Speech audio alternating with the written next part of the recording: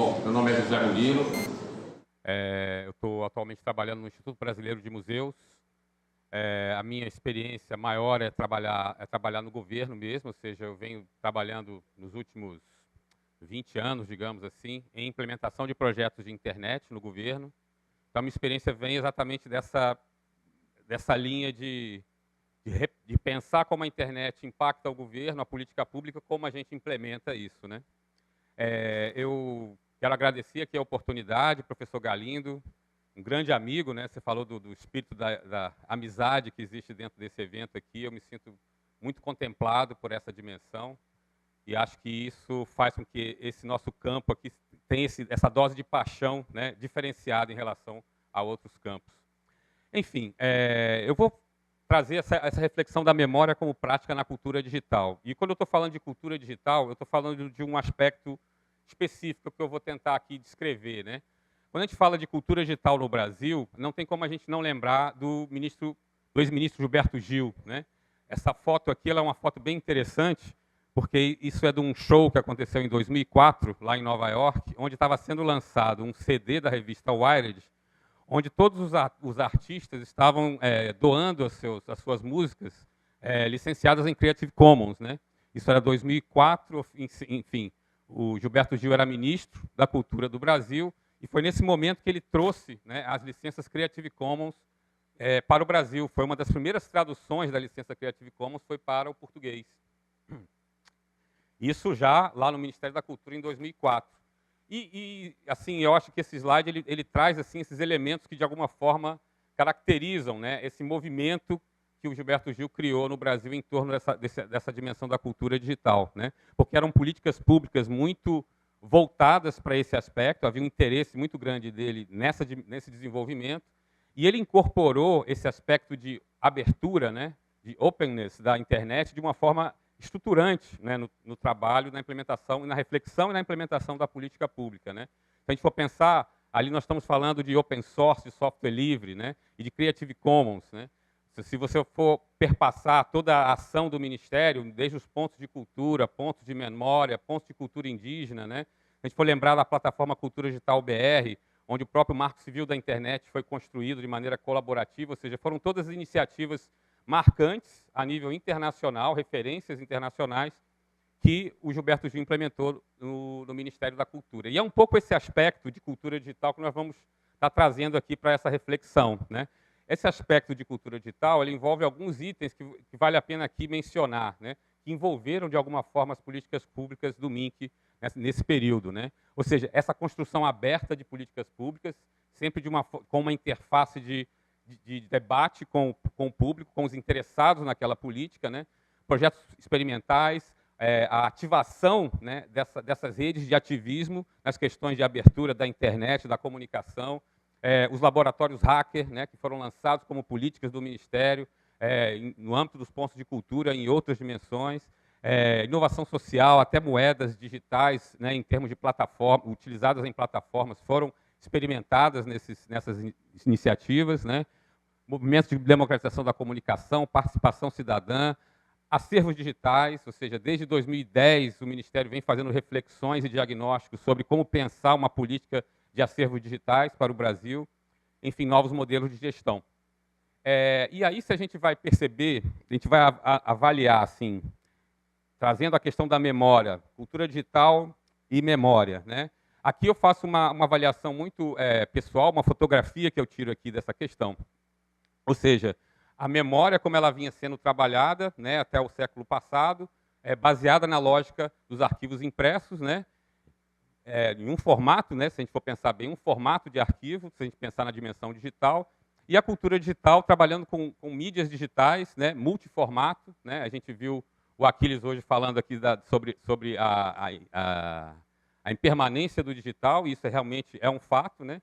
Mas isso, ou seja, mas o formato digital pode simplesmente ser também só uma experiência, né? Uma experiência imersiva, ou seja, que já perverte bastante toda essa noção do formato. Pode ser até um software, ou pode ser muitas outras coisas. Ou seja, o acervo digital ele contém uma multiplicidade de possibilidades, né? E, de uma certa forma, o que a gente observa é que esses fluxos dinâmicos e imprevisíveis, né, que vieram dessas novidades todas, mexem muito com a ideia, com o nosso conceito de memória, né? Se a gente for passar aqui para o outro lado do traço, né? Memória cultural, até um pouco antes, né? Era o que a gente tinha em museus, arquivos, bibliotecas e algo mais que estava um pouco ali, que permanecia por outros suportes, digamos assim, né? Mas o que nós temos hoje, de fato, é o conceito de memória muito impactado, né? Ou seja, em completa transição. Por um lado, fluxos dinâmicos imprevisíveis e, por outro lado, um conceito constantemente redefinido e ampliado. Mas na perspectiva da política pública, ou seja, isso é complexo, ou seja, porque memória é um aspecto fundamental do Estado, né? Então, eu passo um pouco a tentar refletir um pouco sobre isso, né? Sobre o que é memória, né? A memória impressa e qual o papel do Estado nessa questão, né? Enfim, um livro muito interessante, bem recente, que se chama Rogue Archives, da Abigail de Kosnik, ela traz ou seja, rememora isso, né? Ou seja, desde o final do século XIX, a memória pública coletiva foi domínio do Estado, né? Ou seja, sempre era a movimentação de uma iniciativa da política pública de permanecer, de manter essa memória, né? Então, museus, bibliotecas e arquivos foram responsáveis por organizar e representar a memória em meados do século XV já, né? E, ou seja, os aspectos que faziam com que o Estado trabalhasse essa dimensão era exatamente a questão de impor a soberania e estabelecer uma distinção clara entre Estado e sociedade civil, né? E isso, de alguma forma, traz assim os elementos constituintes dessas instituições custodiais do que a gente tem até hoje, né? Outro aspecto interessante desse formato é que um elemento importante é o elemento da centralização informacional especializada, ou seja, o papel que os agentes técnicos, né, dessas instituições passaram a ter na normatização e na definição desses protocolos de funcionamento, né? Então, ou seja, a partir desse protocolo, o especialista exerce seu papel controlando os fluxos e processos informacionais, ou seja, daquilo que será objeto de guarda, de memória e também o que será disponibilizado para acesso público, né?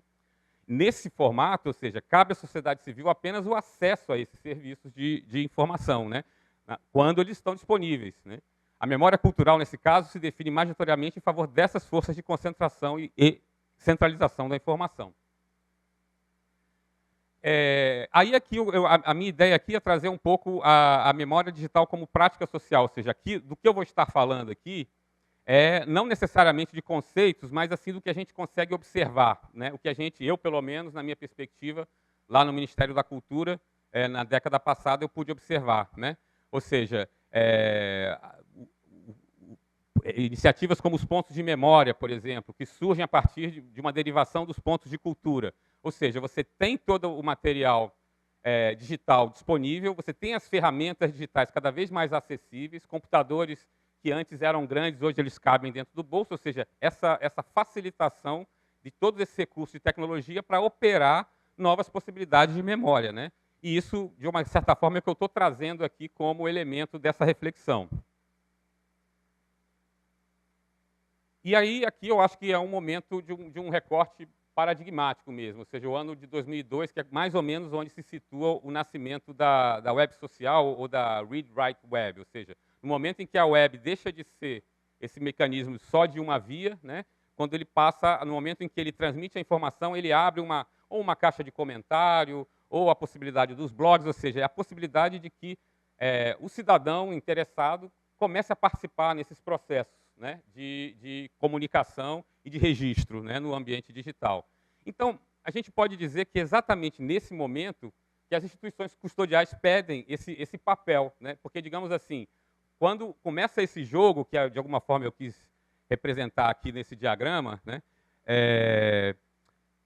isso já não está sendo registrado nas instituições custodiais, ou seja, a gente pode chamar que isso é uma memória cultural que passa a ser debatida e registrada no ambiente, mas que deixa de constar, digamos assim, do próprio objeto dessas instituições de custódia, ou seja, bibliotecas, arquivos e museus, né? Então, a gente pode dizer que a ascendência da mídia digital sobre as demais mídias introduz práticas que alteram a relação da memória pública com o Estado, né? Ou seja, diminui a capacidade desses agentes técnicos, né? Ou seja, digamos, nós aqui, né? Em sistematizar a produção dessa informação. Então, a sociedade civil agora pode passar a colecionar esses objetos, fazer a curadoria desses objetos, comentar esses objetos, né? Classificar os objetos e retomando mais um elemento que o Aquiles hoje trouxe tão bem, assim, o advento da folksonomia, ou seja, a possibilidade de você subverter essas taxonomias hierárquicas que foram estabelecidas durante tantos anos pela ciência da informação, pelas bibliotecas, pelos arquivos e pelos museus, né? Então, isso eu considero que é um marco, ou seja, que a partir desse momento há realmente uma situação completamente nova que o conceito de memória a partir do Estado não trabalhou, ou seja, não desenvolveu, não respondeu a essa questão. E aí surgem realmente, ou seja, novas práticas que começam a acontecer de maneira muito, muito acelerada, né? Novas possibilidades começam a surgir e surgem novos agentes, né? Que passam a exercitar, né, esse trabalho sobre esses acervos de uma maneira cada vez mais intensa, né?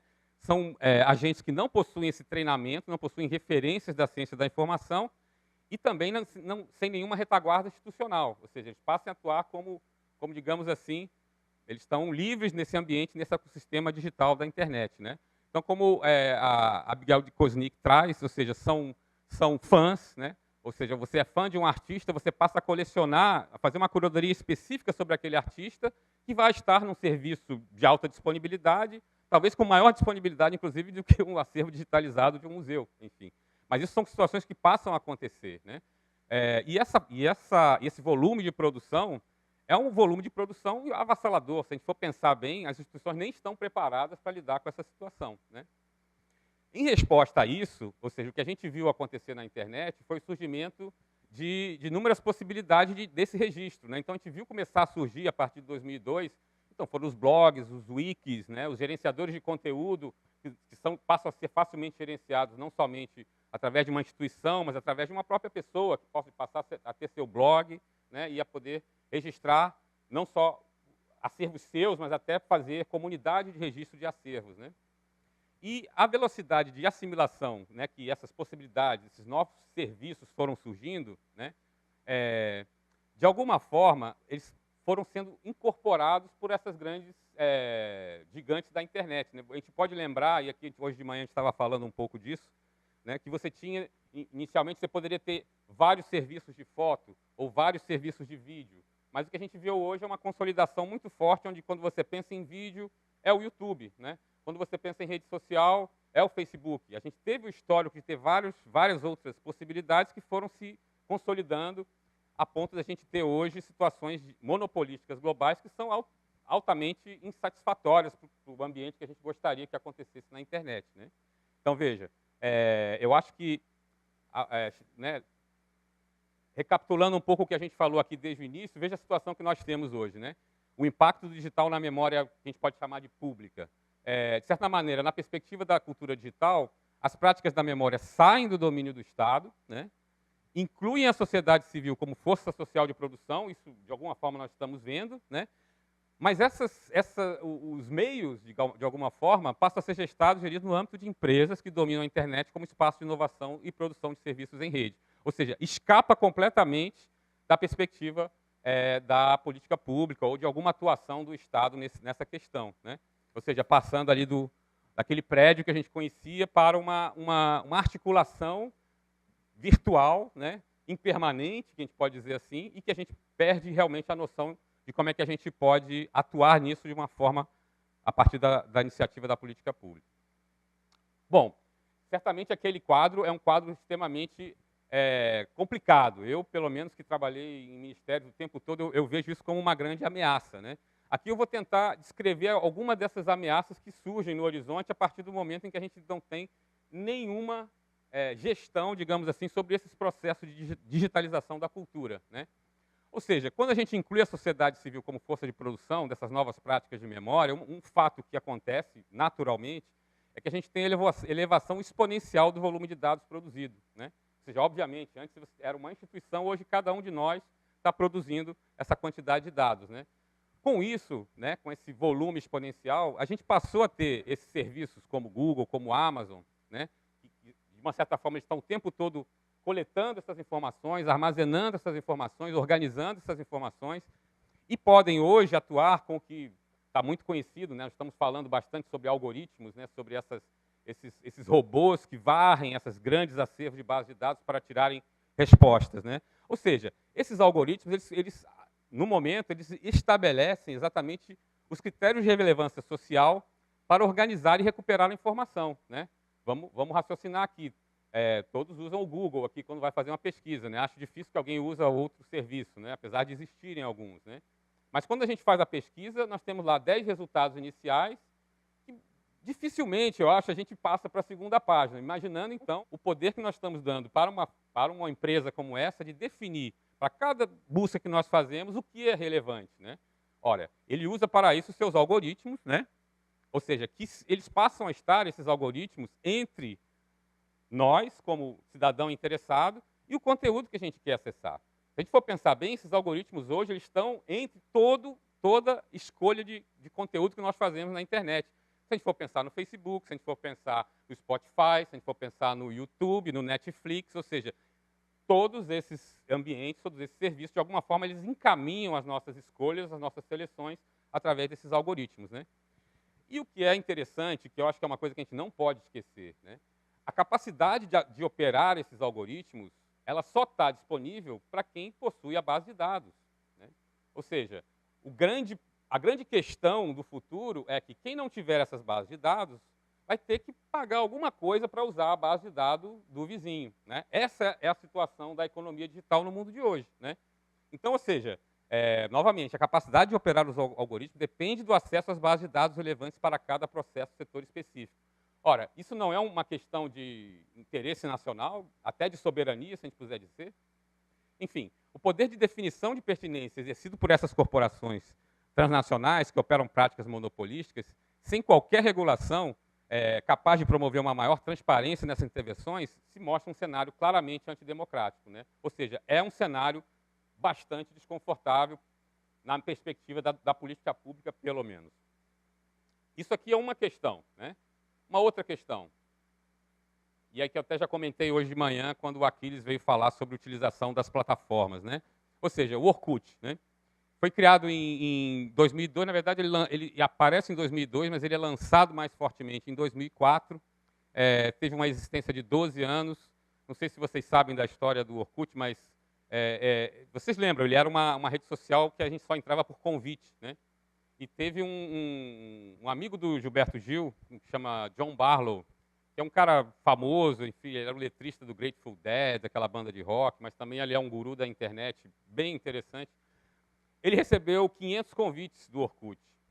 E ele era amigo do Gil, ele conversava com o Gil, eu falei, olha, o Brasil já é uma rede social, eu conheço, o Brasil é uma rede social natural. Eu vou mandar esses 500 convites do Orkut, tudo para os seus amigos brasileiros, e vamos ver o que acontece. Tá, e eu descobri qual foi a questão. O pecado original do Orkut começou nesse movimento do amigo do Gil.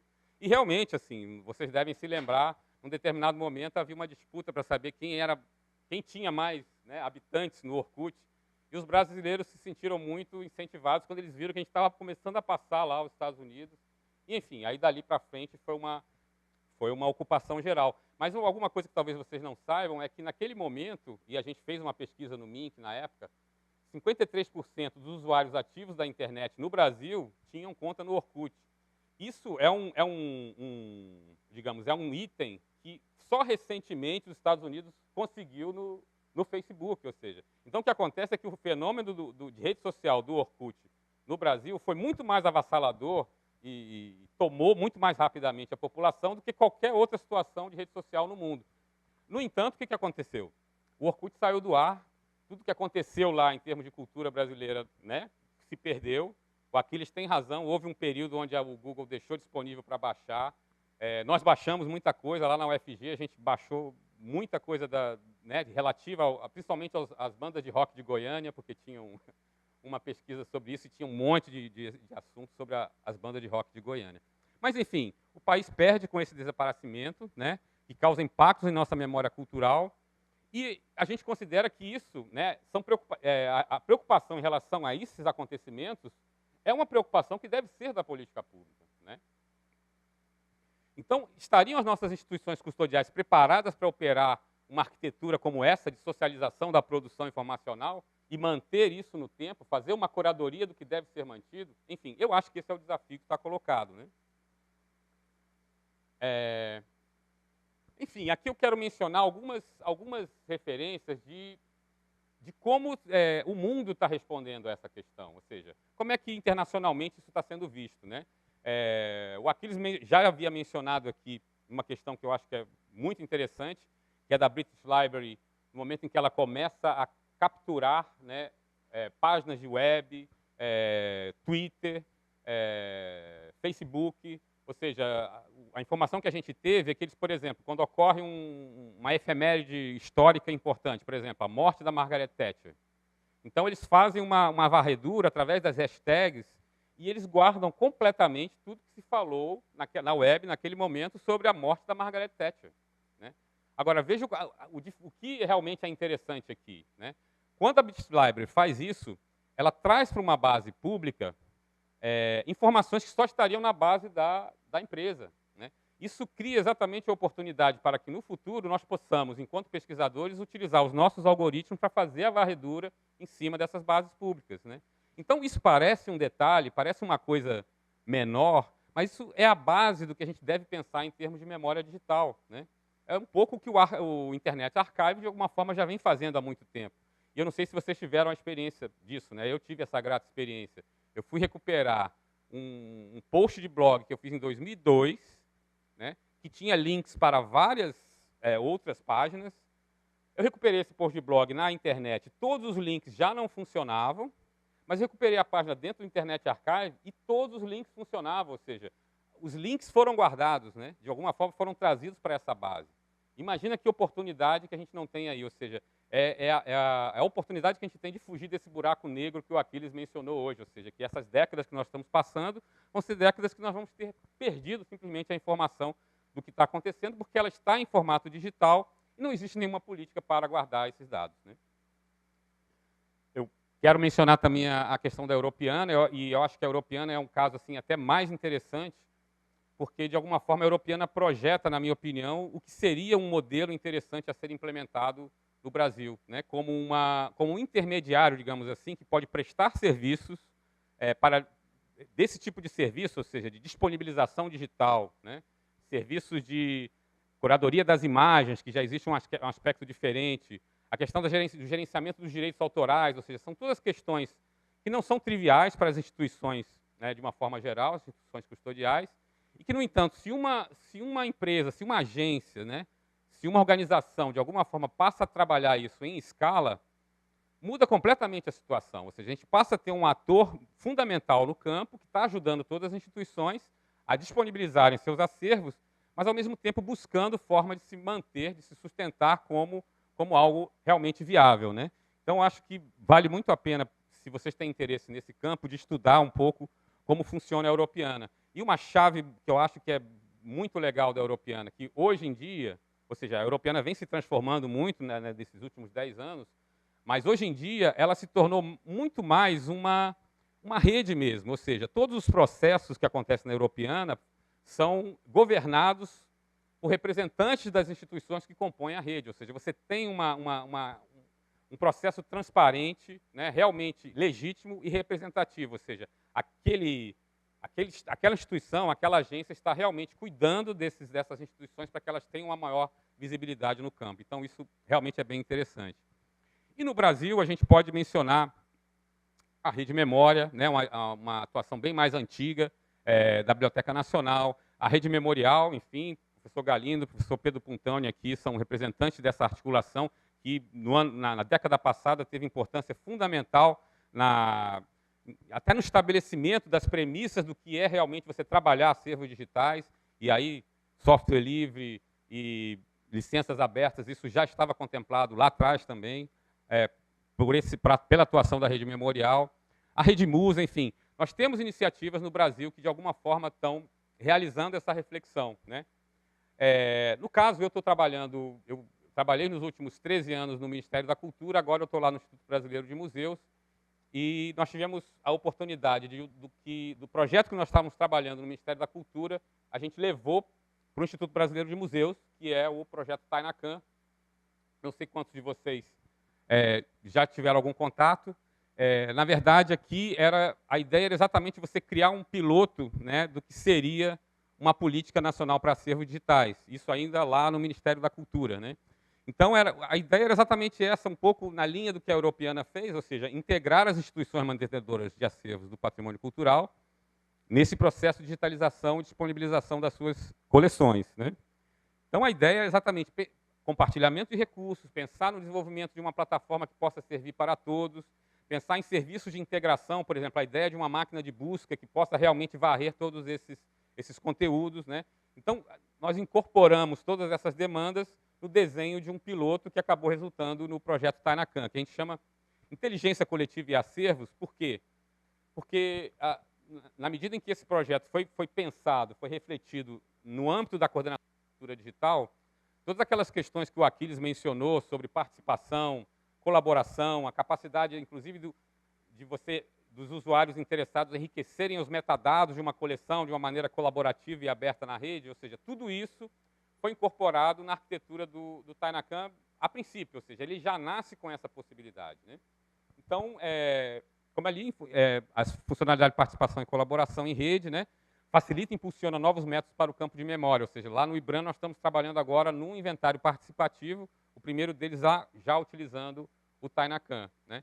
Por outro lado, né, o fato do IBRAM ter absorvido o projeto Tainacan fez com que houvesse uma demanda por um sistema de catalogação dos acervos físicos dos museus. Então, aqui já anunciando para vocês, ou seja, está saindo do forno já dentro do projeto Tainacan, o Tainacan Museu, que já é assim, aí realmente focado na ideia da gestão do acervo interno, ou seja, com movimentação, restauração, todas as funcionalidades necessárias para essa gestão, mas já imaginando que o Tainacan Museu se conecta com o Tainacan Repositório para facilitar todo esse processo de publicação dos acervos digitais na internet, né? Aqui, mencionando aqui o acervo da cultura afro-brasileira, esse foi o primeiro projeto que a gente fez com o Tainacan. Isso nasceu de um edital, com a participação aqui fundamental do professor Galindo, do Liber, da UFPE também, o Media Lab da UFG. Enfim, eu não vou me demorar muito aqui, mas caso vocês queiram saber mais sobre essa questão do Tainacan e desses projetos, a gente pode conversar aí na sequência. Então, assim, para fechar, ou seja, eu acho que vale a pena trazer algumas conclusões aqui, ou seja, destacar algumas conclusões dessa reflexão e, se a gente tiver tempo, a gente poder discutir um pouco esses aspectos, né? Ou seja, primeiramente, ou seja, a ideia de observar a memória como prática na cultura digital, para mim, foi interessante como uma forma de entender, né, como a questão dos profissionais e da instituição atuam nesse campo, né? A minha perspectiva é mais da instituição, ou seja, como é que a gente pode pensar numa política nacional. E a minha lente, digamos assim, de cultura digital foi muito útil para perceber que espaço é esse e que articulação é necessária para a gente alcançar o que a gente almeja, né? Por outro lado, assim, o desenho social do que a gente considera memória, né, hoje passa por essas mediações que são os algoritmos, né? E isso está sob o controle de empresas privadas. Essa consciência, né, a reflexão trazendo essa consciência, eu acredito que gere em nós alguma digamos assim, ansiedade, né, alguma necessidade de fazer algo em relação a isso, né? E eu acho que isso é importante, né? Ou seja, é urgente disputar o sentido de mediação desses algoritmos com estratégias e práticas capazes de promover o interesse do público e a socialização da experiência cultural, e não preferencialmente a lógica de consumo dos cliques. Porque, veja, se a memória cultural estiver dependendo das plataformas comerciais, obviamente que aspectos, por exemplo, como diversidade cultural, não estarão sendo levados em consideração. Estará sendo levado em consideração aquilo que vai promover mais cliques, né? Então, ou seja, muito distante daquilo que a gente imagina que possa ser realmente uma prestação de serviços de ciência da informação para o público, né? E, por outro aspecto, a política pública deve promover a integração das bases de dados e a digitalização dos acervos instituídos. Ou seja, hoje, nós já temos condição de fazer isso, né? Seja que, se não existe uma política, pode existir um esforço de uma rede que possa ser capaz de, pelo menos, começar esse trabalho, né? E, dentro desse trabalho, são alguns aspectos que precisam ser levados em consideração. Por exemplo, constatar-se direitos autorais como provimento de acesso qualificado ao domínio público está sendo respeitado. Nós vimos hoje o Aquiles aqui falando sobre coisas que acontecem na Biblioteca Nacional, ou seja, acervos em domínio público que não podem ser acessados, que têm os direitos da Biblioteca Nacional ali colocados, né? Enfim, a política deve promover o domínio público fundamentalmente e o respeito às limitações e exceções de direitos autorais, que também costumam não ser devidamente observados. Ou seja, a política pública ela deveria estar cuidando disso, né? E, por fim, né, é fundamental que nós possamos formular projetos que exercitem novos modelos de sustentabilidade e governança para acervos digitais, acervos culturais públicos ou comuns, né? Imaginando, ou seja, que esses novos projetos, na minha opinião, são realmente articulações como a Europeana, ou seja, são novos atores que surgem nesse campo, com a capacidade de responder a esses novos desafios, né?